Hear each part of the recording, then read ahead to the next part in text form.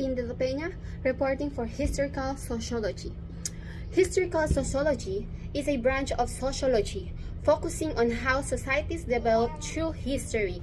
It looks at how social structures that many regards as natural are in the fact shaped by context. Social process, the structure in turn shapes institutes and organization, which affects the society, resulting in phenomena ranging from gender bias and income inequality to war.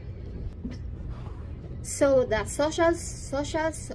historical sociology is an interdisciplinary field of research that combines sociological and historical method to understand the past and societies have developed over time and the impact of his on the present. So sociological and historical and sociological is a combines of sociological and historical method to understand the past of how sociologies develop over the time and the impact of it is the present. That is sociological history. We have what is the difference between sociology and a history. The difference between sociology and history is sociology is defined as the study of development, structures, and function of human society. It is a science of society. Social institutes of social relationships.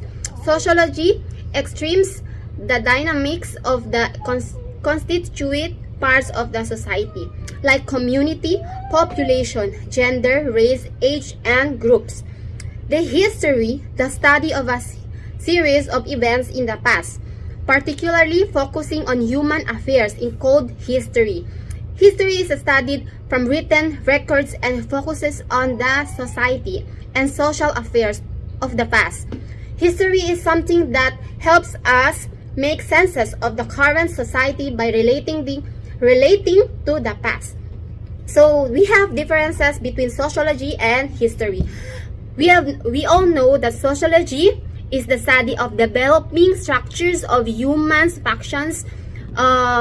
Sociology is it has to do with the relationships with the human, while the history is the series of the past, the history of your past. It is the history of the human affairs like that. It is studied by the written records of the society. Convention on the Rights of the Child. Rights are things that every child should have or be able to do. All children have the same rights. These rights are listed in the UN or United Nations Convention on the Rights of the Child. Almost every country has agreed to these rights. All the rights are connected to each other, and all are equally important. Sometimes we have to think about the rights in terms of what is the best for children in a situation and what is critical to life protection from harm. As you grow, you have more responsibility to make choices and exercise your rights. So the rights of every child, they have the rights to be able to do. So lahat ng bata may karapatan. They are listed, so nakalista na to sa United Nations Convention of the Rights of the Child. Nakalista na to sa mga ano yung mga karapatan ng isang bata. So lahat ng bata ay naka-agree na dito sa rights. So lahat ng rights ay nakakonekta na sa isa't isa and they are parehong importante sa isang bata. Kailangan nating mag-isip ng mga bagay na nakakatama at tamang gawin para maprotektahan at iwasan ang trahedya sa ating sa isang bata. Kailangan nating protektahan sila in case of something harm or something critical, something like that. As they grow, as the child grow, they have more responsibility. Kailangan lahat ng sila na may responsibility to make choices, exercise of their rights. So every child has their right. So we have here the 10 rights of a child. The 10 rights of a child is to be born, to have a name, and nationality. Maisilang at magkaroon ng pangalan at nasyonalidad. So lahat ng bata or kahit tayo, naka-experience rin tayo ng ganito, na maisilang at magkaroon ng pangalan. So the second is to be free, to have a family who will take care of him or her. Magkaroon ng tahanan at pamilyang mag-aaruga sa atin. So even us, we have also the right, and we have our family na nag-aalaga sa atin. And then the third is to have a good education. Mabigyan ng sapat na edukasyon. So kahit nga tayo ay nandito rin tayo nag-aaral para may sapat rin tayo na edukasyon sa ating sarili. So the fourth is to develop his or her potentials. Mapaunlad ang kakayahan. So the fifth is to have enough food, shelter, and healthy and active body. Magkaroon ng sapat na pagkain, malusog at aktibong katawan. Lahat ng batang kailangan ito para maging maaktibo ang ating katawan, maging malusog. Yes. To give an opportunity for play and leisure.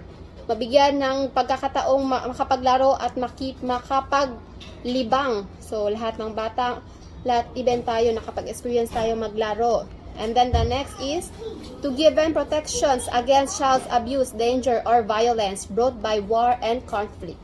Mabigyan ng protection laban sa pang-aabuso, panganib, at karahasan. So lahat ng bata kailangan natin ng protections para maiwasan ang pang-aabuso, mga panganib, mga karahasan. So lahat ng bata may kailangan natin ng rights para maprotektahan tayo. And then the next is to live in a peaceful community, manirahang sa payapa at tahimik na lugar. So lahat naman tayo gusto natin ng tahimik na lugar, to have a peaceful mind. And then the next is to defend and assist by the government, maipagtanggol at matulungan ng pamahalaan. So lahat daw ng child, kailangan nilang ng assistant ng gobyerno para matulungan sila with the government. The child with so kahit tayo kailangan natin ng gobyerno para matulungan tayo. So the government give us the free tuition, yun ang isa, para makapag-aral tayo ng libre sa mga walang-wala, makaya nila ipag-aral ang anak nila. So that is the system of by the government. The last is to be able to express his or own views, makapagpahayag ng sariling pananaw. So lahat tayo may sa lahat tayo we have the rights of the child. These 10 rights of the child